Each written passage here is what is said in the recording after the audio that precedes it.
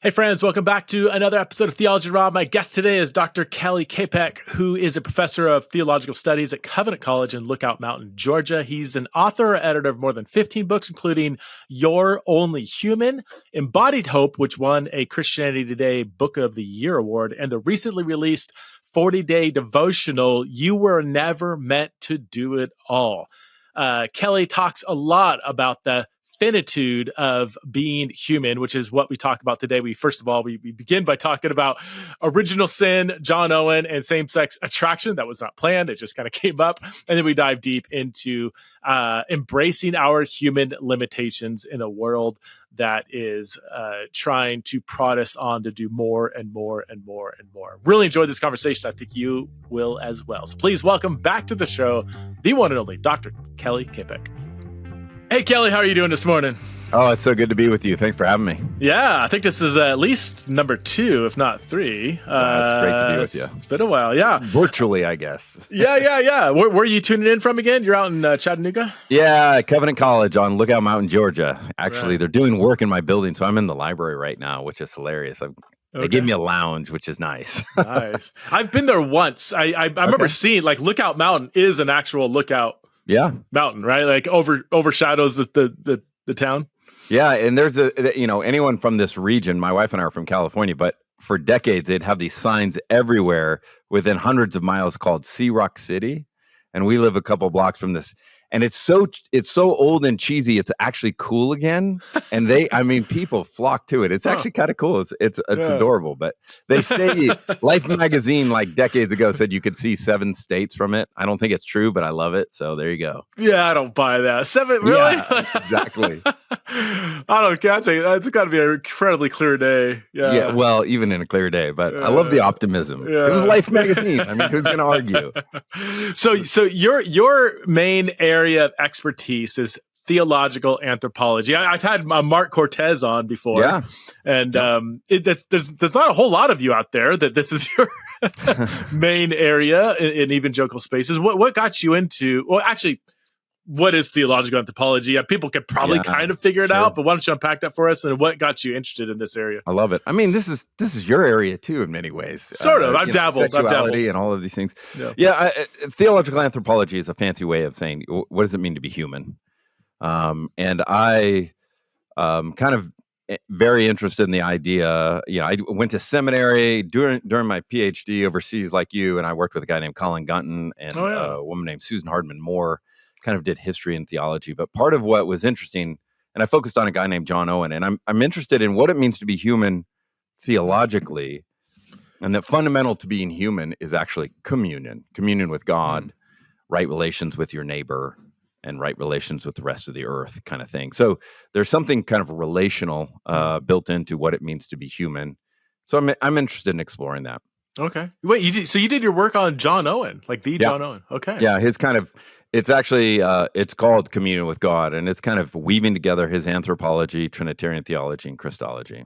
That's a mouthful. I know. Isn't Owen famous for his kind of doctrine of sin, or indwelling sin versus what do you call it, actual sin? Or he talks a lot about. So he has a probably one of his most read books to this day is a book called On Mortification. Yeah. So it's on, killing sin in you. And he originally delivered it in the 17th century to Oxford students. So it's interesting. It's not long. It's probably 80 pages, but he's not a great writer. And so he makes everything very difficult, but it tells you how much people get from it that they're still reading it. And part of what I would argue is Owen, one of the reasons he's still read and valuable is he was a brilliant theologian who was doing what I would call early modern psychology. He was really a student of humans as well as a student of Scripture and God. And I think that's part of what there's some psychological insights there that are pretty robust. You've dabbled in sexuality conversations as well, right? You're familiar with it. Yeah, I haven't written a lot about them, but yep. Well, can I ask you a not personal question, but so I don't know. No, not personal to you. Yeah. I need. I didn't know you were an expert in John Owen. People have said that my understanding of same-sex attraction as as a, let's just say, a temptation to sin, but not sin itself, is basically, people say like, well, John Owen would disagree with you, which I would say, okay, maybe, I don't know. Yeah, I'm a Christian, not a, I don't give my allegiance to Owen, but that, I know he's done fun, formative work in this area. Yeah. Would he say, given your knowledge of what same-sex attraction is, I mean, the potential to experience a sexual desire towards somebody of the same sex, but same-sex attraction is not, it is prior to that experience of the desire. Okay. Just like I'm opposite sex attracted doesn't mean every single time I see a female, I'm like, I'm like lusting after them or have a sexual desire for them, but I'm still attracted to females as a category. Right. So same-sex attraction, if it's along the same lines, would Owen say if somebody is same-sex attracted that they need to mortify that until it goes away, they are living in ongoing unrepentant sin? Preston, you're like, hey, Kelly, come on this is the fantastic switcheroo, man. This is totally unplanned. Yeah, I should have prepped you. I mean, it is a longer conversation. I think it's really complicated, and I do suspect people talk past one another. So what's going on is the debate it's actually a Christological debate. Does Jesus, so Scripture's clear, Jesus is tempted in every way as we are, yet without sin. The debate, whether it's Owen or some of the other classical theologians, is they would say often that Jesus is tempted by all outward sins, but he doesn't have original sin. So he's not born with disordered desires, right? Right. And so the question, there's an academic debate about, does the Son of God assume a fallen or an unfallen human nature? Right. Probably take us too far afield. But actually, part of what I like and I think is very fair about the question is I think we often say words like attraction and think we know what that means. Yeah. And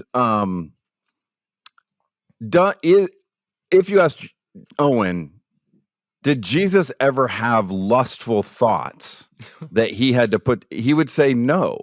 Right. Of course. And so, but that often isn't what people like you were saying. Right. It is more like, or could Jesus, Mary Magdalene, could he look at her and think, I can imagine a life with her. That could be a beautiful life. And we could raise kids. It could be amazing. But that is not what that's not what the Father has called me to. There's nothing sinful in that, even if there is a kind of attraction, right? Obviously, that's not in the Bible, but just to say there's nothing inherently wrong with attraction. But when we hear the language of attraction, it often has pretty strong connotations with sexuality of a certain sort that makes the conversation a little bit more complicated, I think. When I hear people describe people that say same-sex attraction is itself a sin, and then I say, okay, tell me what you mean by same-sex attraction, they go on to describe what I would call lust. Exactly. But again, if I'm opposite sex attracted to females, that doesn't mean I even find every female attractive, or even that I'm even tempted to engage in a sexual desire toward that person. That's not what opposite sex attraction means. It's not what same-sex attraction means. So I do think there is a terminological confusion there. The external, I guess I'm a biblical studies guy. I'm not a theologian. This is where we end up clashing. Show me it in the Bible, man. Well, when people say like Jesus had external temptations, but not internal, I'm like, what does that even mean? Like that conceptual categorization just isn't in the text. If he was tempted in every way we are, then I just want to say he's tempted in every kind of whatever sin I am. To say, well, he wasn't tempted by sexual temptations, I'm like, that takes out a pretty large chunk of the human experience, and I can no longer really believe that he's tempted in every way we are. Yeah. When you take out a major category of how we're tempted. So yeah. Well, so part of what I would say that makes this difficult is, I mean, when we start to talk about those are normally externally driven, actually, right? Whether it's image or something like that, right? Externally, like he's not in a room by himself being tempted with thoughts. Yeah, there are temptations that are being provoked from the outside. The question, maybe a different way of phrasing it, I think Owen would be comfortable with this. Do you think the Satan, right? Do you think the Satan, do you think the serpent is coming from inside with the temptation for Jesus or from the outside? And I think you would say he's coming from the outside, this temptation, recreating the garden. Like that would be what Owen and those guys are always going to parallel the original. Okay. So whatever it means for Adam, right, and Eve to be fully human has to be true of Jesus. Right. But they could be fully and truly human without having internal temptation in those ways. Okay. But the other thing I would say that I think is just a challenge for this kind of conversation is, as you know, we live in a time when people say, tell me who you are. And we define the self by these purely internal categories. Right. So we say, well, but if you ask someone in the Middle Ages or in ancient Rome, they would say, well, here's my tribe. Here's the land I'm from. Here's the work I do. It's all externally defined. Yeah. So I think now that we're saying my identity is from inside, right, and then you throw that into this conversation, I do think it fosters greater confusion rather than understanding. It's a different way of understanding who the self is. For sure. And thus temptation. When did that internalization of identity, or that focus on one's internal sense of self, internal desires, is that where do you trace that back to? I know people have done kind of history of research tracing it all the way back to, I don't know, Freud or I mean, Charles Taylor's done a bunch of work on this and others, and many of them would say the Reformation, actually. Really? Yeah, and kind of this heavy emphasis on personal belief and lessening institution and community. There's some good scholarship pushing back a bit on that nuance, but I really do think it grows out of the soil of the Reformation, Enlightenment models, all of that, and certainly by the time you're talking about Descartes, Freud, these kind of things. I mean, Freud's important not because you're going to really struggle to find psychologists who think what Freud argued was right, but they are going to admit Freud's hugely influential at the pop level because he has some intuitions that are right. It's not his actual details that are important. It's more what he represents. Interesting. I would, Luther. So in Pauline studies, there was a shift back in the late 70s and early 80s. People might understand it as like the new perspective on Paul, but this reevaluation of a Lutheran way of reading Paul, moving away from this introspective of oneself.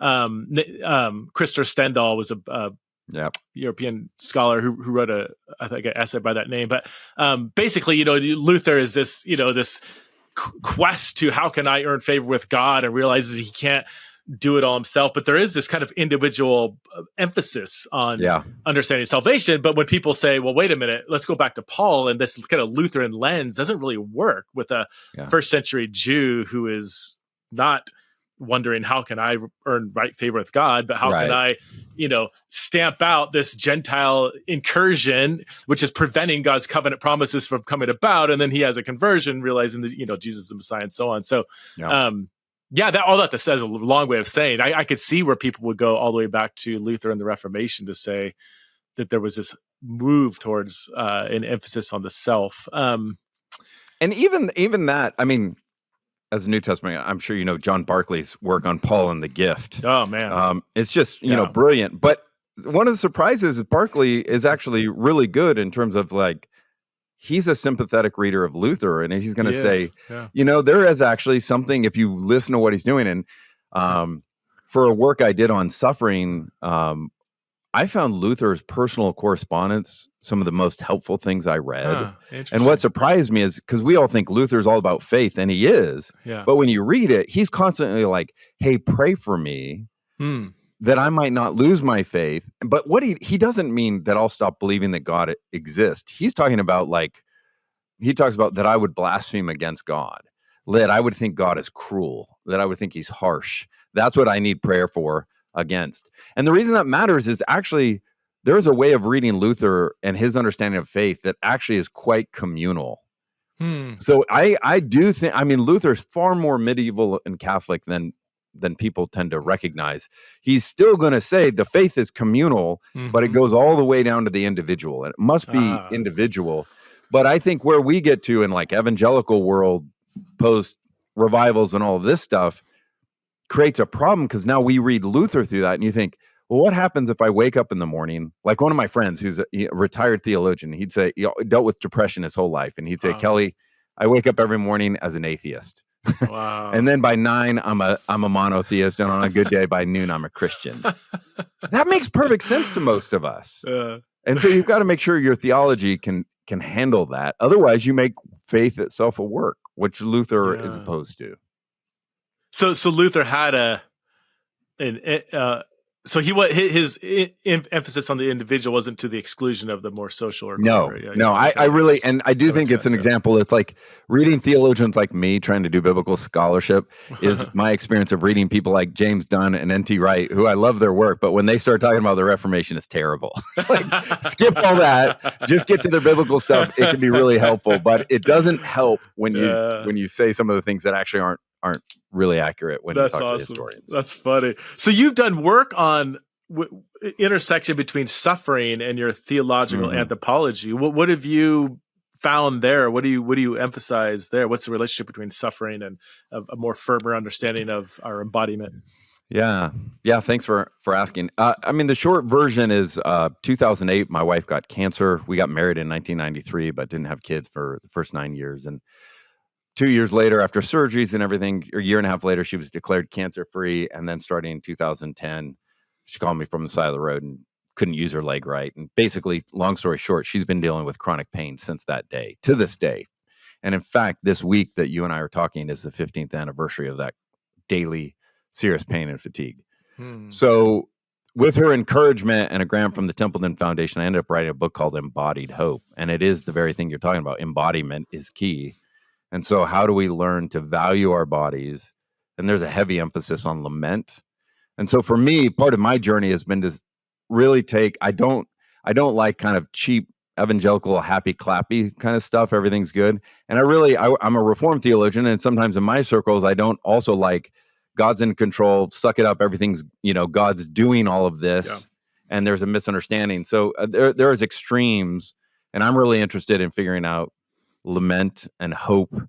And it was only after working through the problems of suffering as humans that I finally felt ready to talk about the goodness of being a human, which is where the book, You're Only Human, and this new one, You Were Never Meant to Do It All, come out of. It's finally being able to say, here's the positive, right? I also worry that in some of our circles, we only say negative things about being human, like you're such a terrible sinner, right, or you're destroying the planet. And all of these things can be true. It's not that they're not true, but they become the only thing that's true, and that hurts us. And you've done a lot of recent work on embracing human limitations. Is that the right? Is that a phrase that would accurately describe? I use the word finitude a lot, but finitude. We have to explain that. Finitude just means limits of space, time, knowledge, and power. Do you feel like we as humans, well, let's just say Christians in particular, are struggling with embracing our finitude more? Is this more recently? Is it absolutely? Is it an internet thing? Everything's blamed on the internet, right? Is that? But is that? You and I all of a sudden sound really old when we talk that way. The internet. I definitely think social media and those things contribute to it. But I changed some of my views early on. I thought, social media is going to be the big thing because we all stare at our phones all the time, and that is worth a longer conversation. I get the chemicals and dopamine. But I've started to wonder, one of the reasons that we're so addicted to our phones, to binge watching on Netflix, is because we all are crushed by the endless demands and expectations. And so since you and I probably shouldn't shoot heroin, it's much better for us to just look at our phones and zone out, right? It's kind of the accepted medication of our day. But I do think rather than just going, why is everyone on social media so much or whatever, constantly distracted? I would just say, as a physician of the soul, you and I would want to go, but why are we driven to that? What are we trying to avoid? And I do think we, especially in the West, we are driven by efficiency and productivity in a way that's crushing us. And in Christian circles, we totally baptized it, and it's hurting us a lot. Wait, so are you saying our social media addiction or binge watching Netflix or whatever is because we're so mentally spent by chasing all these different tasks and everything? It's the safe heroin. It's a way to, I mean, just think about how I don't even ask people anymore, have you ever binge watched, right? It's just like, when the last time you binge watched, when you did your 3 hours or whatever it was, how'd you feel afterwards? And everyone's like, I felt terrible. And it's always this question of like, I wasted so much time. But the reason why we do it, and I see this in students all the time, is unless they're going to go binging or just go into this social media hole, any kind of silence is plastered with voices of accusation, of endless to-dos, of ways they're falling short. So to silence those voices, we distract ourselves. And so if we spend all our time talking about, hey, you need to get better about not using your phone all the time, we're going to miss the deeper spiritual concern of, hey, you don't have to be busy all the time. It's legit for you to go for a walk. It's legit for you to take a nap. It's legit for you to value relationships and not just productivity and efficiency. Where did this come from? I mean, like, when did it start? Where did it come from? Why are we wired this way to want to produce, get more and more done? I mean, it's interesting. It was Ben Franklin. It's not in the Proverbs. It says, time is money. But we and Christians in the West, we baptize it. And it's not that we're crassly doing everything for money. Yeah. But like in America, where we're primarily based, it is interesting. I mean, just think about don't waste your life. Don't waste your time. Use your time well. Tons of economic metaphors. So I do think it's an example of where a certain kind of an economic mindset has so shaped us. And I really do. We so highly value efficiency and productivity that other values just get undermined. And for me, the big discovery was to realize God values efficiency and productivity, but they're not his highest values. Love is. And when you start thinking about things, like one of the most inefficient things you can ever do is love, like have a baby. It's not efficient. It's totally have a puppy. It's terrible, right? These are not efficient things, and they slow you down. But there's beauty in it. Huh? What? So I'm going to guess you probably are speaking to yourself when you talk about these things. This is an issue for me. This is why I had to work on it. Yeah, for sure. What practical things have you done as somebody who probably really likes to accomplish things and get one more thing done at the end of the day, and probably wrestles with feeling like, I didn't get enough done today. Like what are some practical things you've done to confront that? Yeah. Oh, it's really good. It is really practical. There's a bunch of things, but I would start with, we all know we're supposed to pray. I don't have to convince people that, but I find it interesting. One of the main reasons I think a lot of us don't pray, but we would never admit this, is it's a waste of time. Like it's I'm not doing it. Like I'm talking to God, but we actually, if we're honest, it feels like a waste of time. And there are better things to do with our time. Right. And when you start to imagine, well, what if you treated your spouse or your children that way? And that does, like, we've seen relationships where parents, like the child is a waste of their time. It's not the best use of their time, and the kind of consequences of that. So for me, learning to pray and to not try and just do a list and just pound through it, but to learn to use my imagination in prayer and like sit with God and kind of talk with God and just even be quiet with God and think about a family and start to imagine their life. And I'm a Presbyterian, and yet I start to believe, wow, there really is a God. And I feel like he's giving insight on things to pray for or say. That would be one example of just slowing down, actually valuing that. For me, go ahead. Go ahead. No, you go ahead.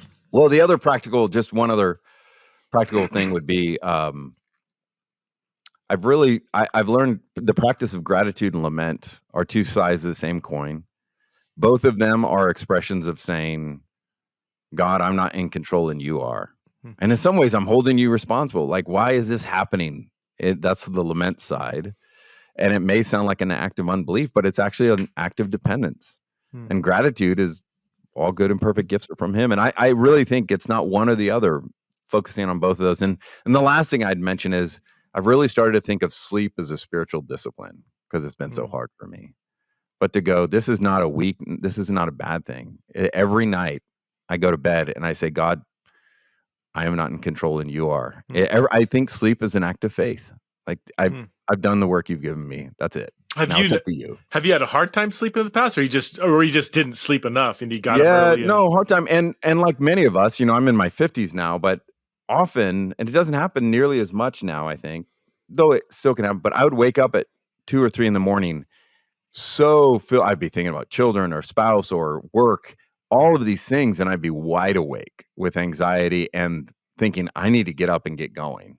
And so that is part of what started to make me realize, the reason we sleep is because God never does. Right. It's kind of like if you're on the front line of a military, like you can't sleep in war unless you have a buddy who's got your back and can watch for you, and then you can sleep. So Christians can sleep. There's a theology of why we can sleep and need to. Do you work less hours? Like, does that help, or is it not so much quantity as quality? It's so interesting because I'm sure our lives are actually probably pretty similar. In the sense of right now it's a harvest time, right? Books coming out, this kind of thing. And and so for me, the analogy of farmers really helps. Okay. When it's harvest, sometimes farmers will put in 12 or more hours a day. Yeah. Right. That is not sinful. That's not bad. The problem is if you pretend every day, every season is harvest, it will kill you. Yeah. Right. There's a reason why, the book has become a New York Times bestseller, even though it wasn't written for just everybody. The body keeps the score. Your body's going to say enough. Right. So I do find there are seasons, but when I'm in harvest and it's getting long, my wife will be quick to tell me, and I'm now listening to my body more. Like, no, I need to make some choices, need to say no more. Yeah. Need to let some people down. Yeah. But there's no romanticized version of this. The reality is, this is certain seasons of life. You just have to say, okay, I'm going to let people down. I can't do it all. And that's not sinful. So how do we, and I really think community, family, and trusted friends help you make those decisions. Yeah. Hey friends, I wanted to let you know about an upcoming conference that I'll be speaking at in September of this year. It's called the Church at the Crossroads Conference, September 11th through 13th in Glen Ellen, Illinois, just outside of Chicago. Rooted in Scripture and led by Palestinian Christian leaders alongside pastors and peacemakers from across North America, this conference invites American Christians to engage in honest reckoning, prophetic reflection, and faithful action. I'll be speaking at the conference alongside others such as Shane Claiborne, Jamar Tisby, Munther Isaac, and Gary Burge, and many others. And they are offering Theology and Raw listeners $20 off conference registration. Just go to churchatthecrossroads.com and enter TITR at the checkout. That's churchatthecrossroads.com. Enter TITR to get $20 off of registration. See you there.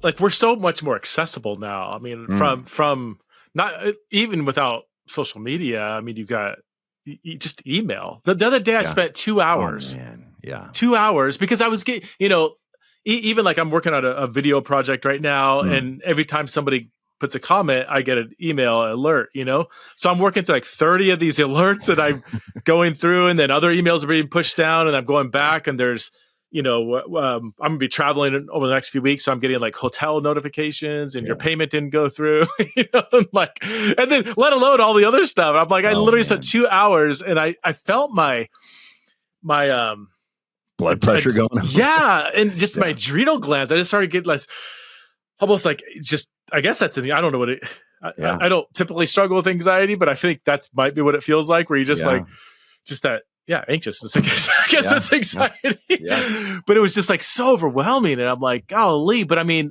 I'm like, what if I didn't have an email? What if nobody could actually get a hold of me? Let's say, oh my word. What if it had to be a phone call from somebody who actually had my number, which is like 10 people, It is interesting. I mean, this is, publishers for a long time asked me to be on social media, and I really wrestled with, but I knew it wasn't just my own person. I have friends who handle it really well. Yeah. But it would not be good for me. But recently, the moderate view is, okay, I'll start a website that I don't really have to attend, right? Yeah. But I do think there's just so many opportunities, and they're not all bad. But to say yes to one is to say no to others. And so, I don't have any solutions per se, but I do think what I would say is the church has handled this problem exactly as the world has. And that's what's concerned me. The church's response is, you know what you need? You need better time management. Yeah. And I'm trying to say it's not a time management problem. It's a theological and pastoral problem. You need to feel comfortable just saying no to things, saying yes to things, right? And sometimes when you have trusted friends, you honestly tell them what you're doing, and they might say, no, we need you to step up. Our community is impoverished because you're not active. But other friends are, when you say what you're doing, they're going to be like, wow, okay, that's too much. And you need to guilt-free cut down some of this stuff.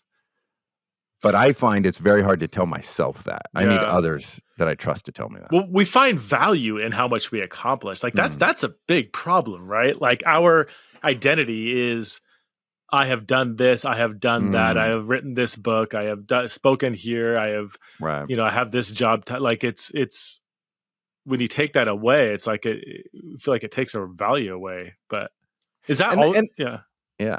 Has that always been an issue? I mean, it seems like, is that endemic to humanity, or is it worse now, and why? I definitely don't, I've been asked, would this book be relevant at all time? Because, it seems relevant now. And I'm like, if I wrote this in the 16th century, ain't no one buying it. You know what I mean? I do think it's a modern, post-Enlightenment. I do think there's certain technologies have fostered this. So I don't think it's always been an issue. Our imaginations now are shaped. If you lived on a farm, I always think people who know horses, when they watch Westerns, they get annoyed because the Westerns will have the cowboy ride the horse for days on end. And they're like, that's stupid. You got to get off the horse. You got to get it water. You got to let it rest. Right. So that actually influences your view of life. But when you and I are shaped by like our phones, where if my phone's not 100% after 40 minutes, I'm like, this is a piece of junk. Right.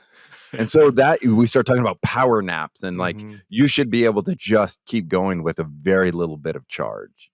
And I do think, forever we thought it'd be really cool to make machines like people. But the irony, as you know, is now we're really treating people like machines. And I do think there's going to be a huge backlash, and it's starting already.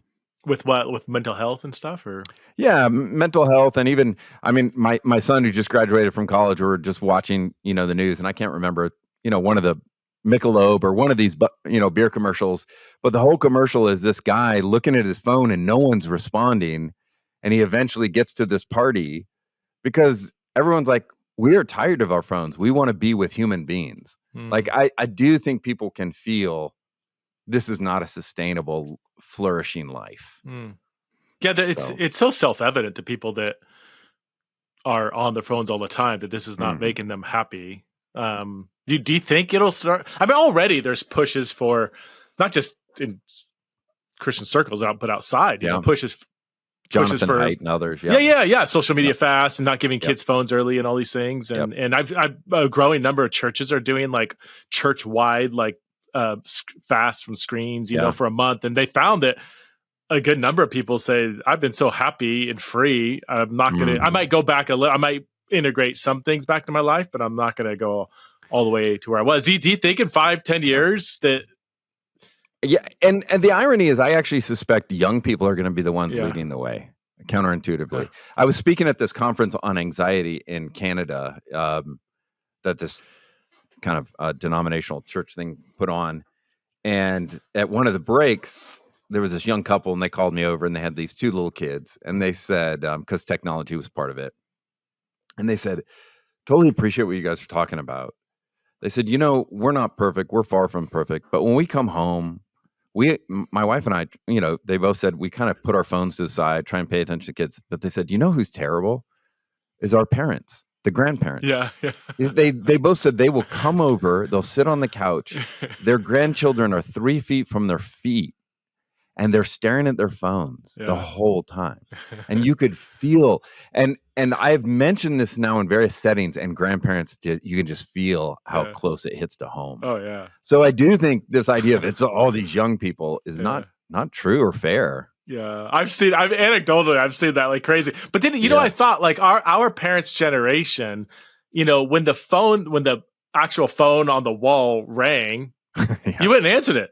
But so I feel like that's almost like the Pavlov dog, you know, thing where it's like, maybe so. Where it's like when their cell phone gets an alert, which could be every minute, you know, they're like, you know, like I have to answer this, you know, or this text, I have to respond right now. It's like, you know, you don't. You can respond in 3 days, and that's fine, you know. Like, and then you have my dad who's like 87, and I picked up his phone, and he had like literally like 27,000 unopened emails. I couldn't even know. It just so stressed me out. So yeah, different world. Oh, that's funny. Yeah, look at how do you handle this stuff? I mean, obviously you live a super busy life. What are some of the things that you've found that have been helpful to keep you humane? Let's see. Well, I'm not gonna be a good success story. So if that's what you're asking, our family rhythm from the time we got married 20 something years ago. Oh my gosh, hold on a second. Oh, I just realized my anniversary is next week. I gotta remember that. You owe me for this. No, thank you. I appreciate it. There was a year when, I kid you not, both my wife and I forgot our anniversary. Oh, that's fantastic. We woke up the next day. It cancels it out. That's great. Well, I woke up the next day and I was like, my heart sunk. And I looked over at my wife and she's like, hey, good morning. And I'm like, happy anniversary. And she's like, oh my word, I forgot. I'm like, oh my gosh, I was off the hook. So because there's been times when I was the only one that forgot. Yeah. So our rhythm has been from the very beginning. We don't basically work on the weekends. I think right when we got married, I did say I need Saturday morning because I was working a part-time job, full-time seminary. She was full-time work, and I said I need like Saturday morning to get some of my studies done. But beyond that, we took most of the weekend off. That's then when we had kids, we never, even if I was, had some major deadline, like it was just a rhythm that weekends weren't a work time. Now that our kids are older and both my wife and I have multiple things going on, we have not always kept that, but that's been a big one. Also, we do work hard and play hard, so like we will take several weeks off a year for vacation. But then there's times, man, like even right now, there's several projects we have deadlines. You know, both my wife and I are involved in 2 different organizations. I've got a book that's due, which I'm behind on, and so right now it's that harvest where it's like I just feel like this is just not at all sustainable. It's not that's the thing. Like I can do harvest, but I can start to feel and it's happening right now where I'm like, okay, I got like 2 more weeks like this, but that's because it's been going on for a while. But I can, have to. I like your story. Even I mean when we moved to London for my PhD, we didn't have any kids, but I think I was so panicked about, can I do my PhD? All those insecurities and stuff. So I'd wake up super early. I'd work. My wife and I would have dinner later in this tiny apartment. And then I'd work again until 8:30.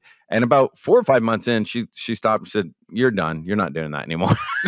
Because she said, rightly, she said, you're going to now start to think that's normal. Right. And I'm not interested in being a single mom, all of that. And so from that time on, really basically 5 o'clock, Monday through Friday, I'd stop and we didn't do weekends. And that became a pattern. Oh, that's good. And it's similar. That is, like you said, that has been a gift. It's not like we're legalistic about it, but it has been really helpful. My problem is I do have natural workaholic tendencies. So if my, and in the past, my wife and my kids have kept that in check, because I want to be there in the morning with them and I want to get home at a decent time to be with them. But if right now, our youngest is 16, he's got a job. Sometimes he works nights. He's got school.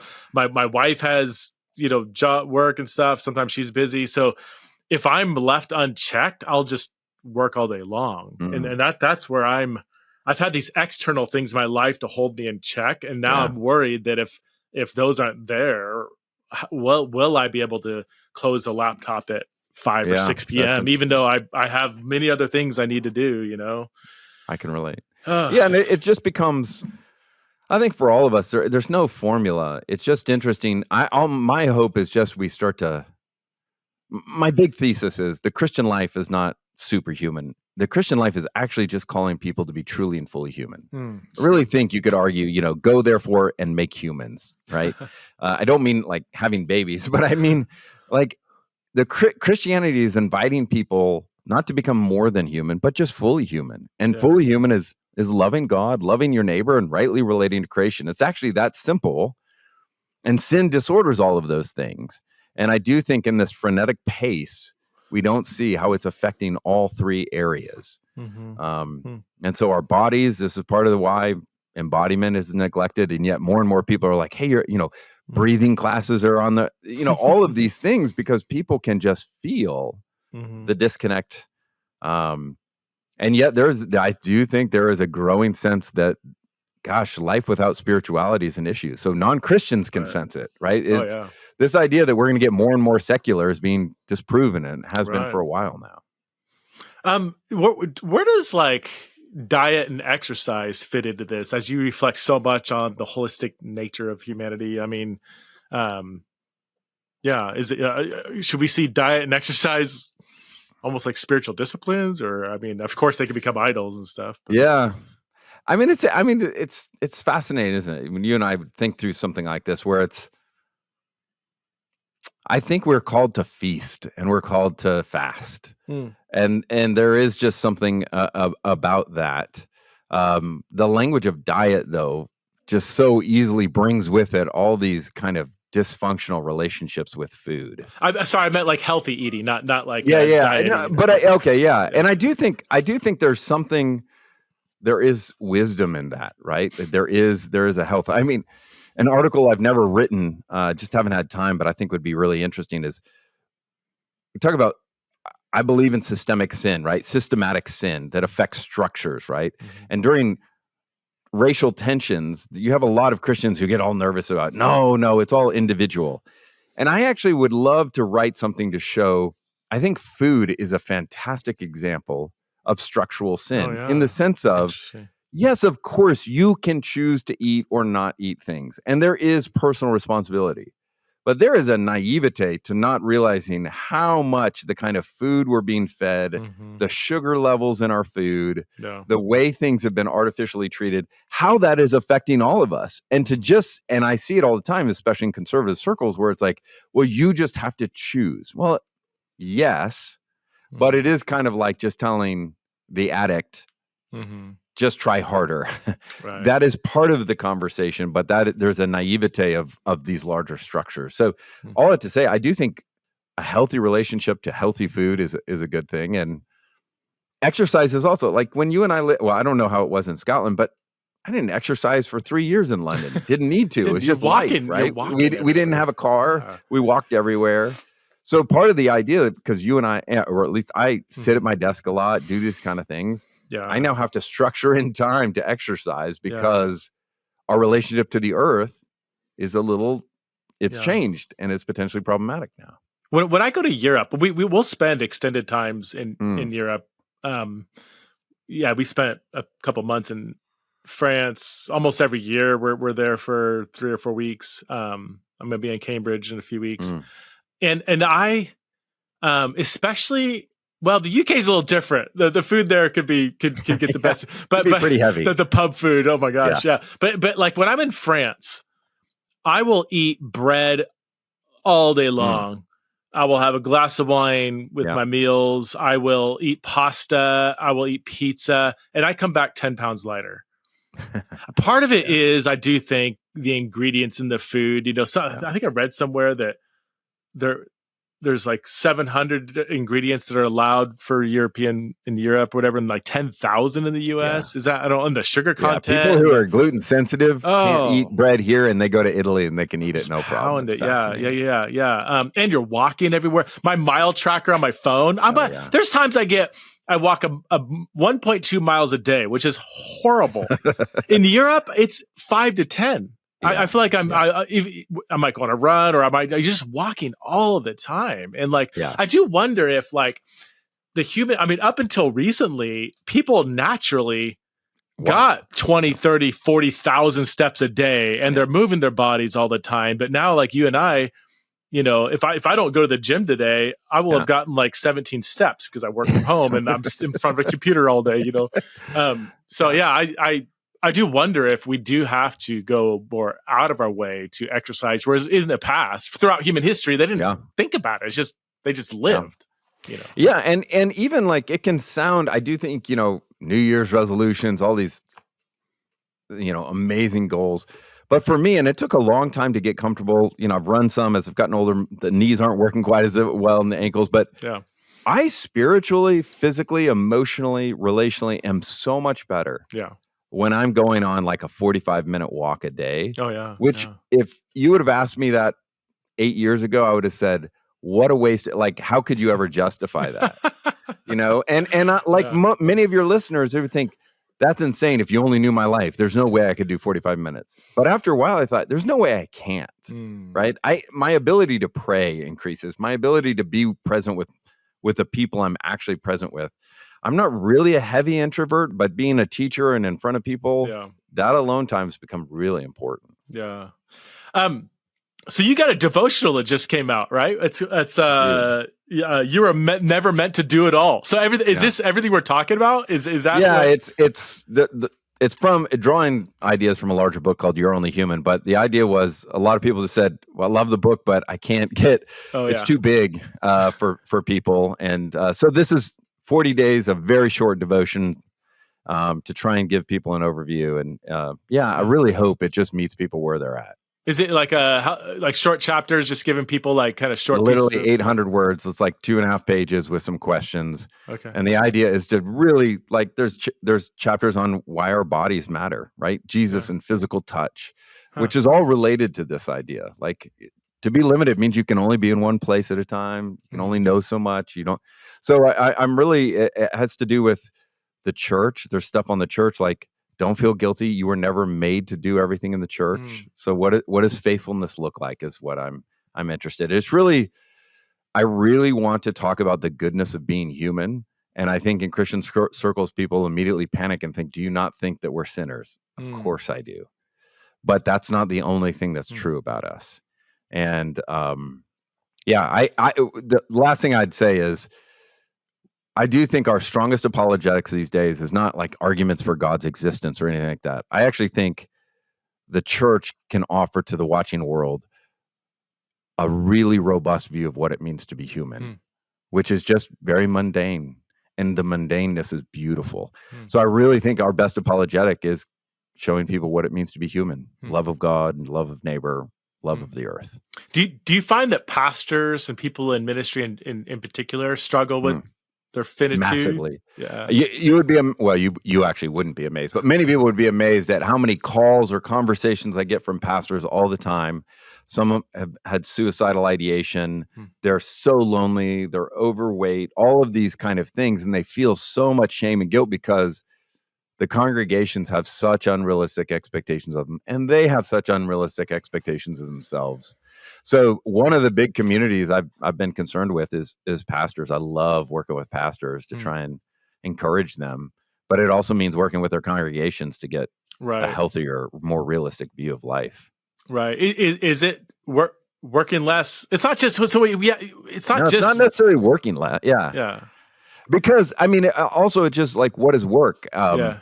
Is it work when I'm out in the yard with my son? Right. So again, that's where I don't think a simple formula. It is letting love reshape our imaginations rather than productivity and efficiency. I think can change some of the questions, some of the equations we're using. Okay. Yeah. Have you found it effective among pastors when you talk to them? Like what are some key pieces of advice you give them?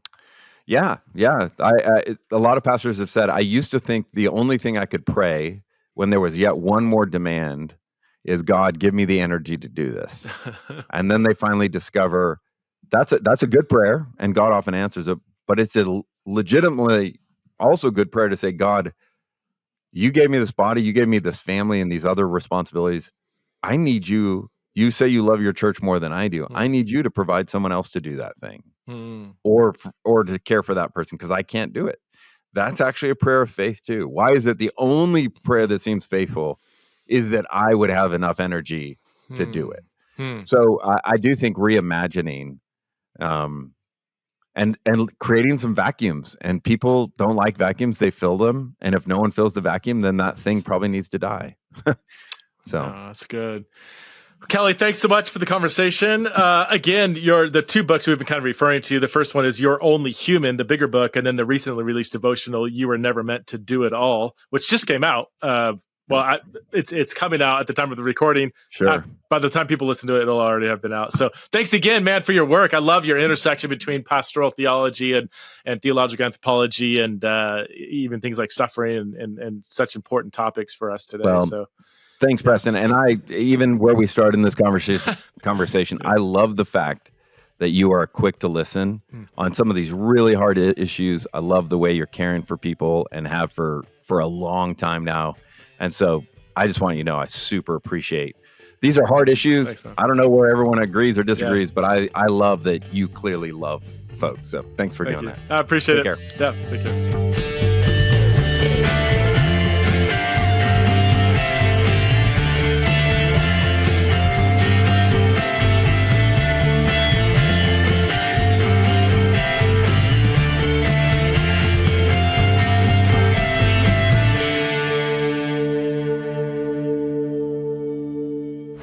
This show is part of the Converge Podcast Network.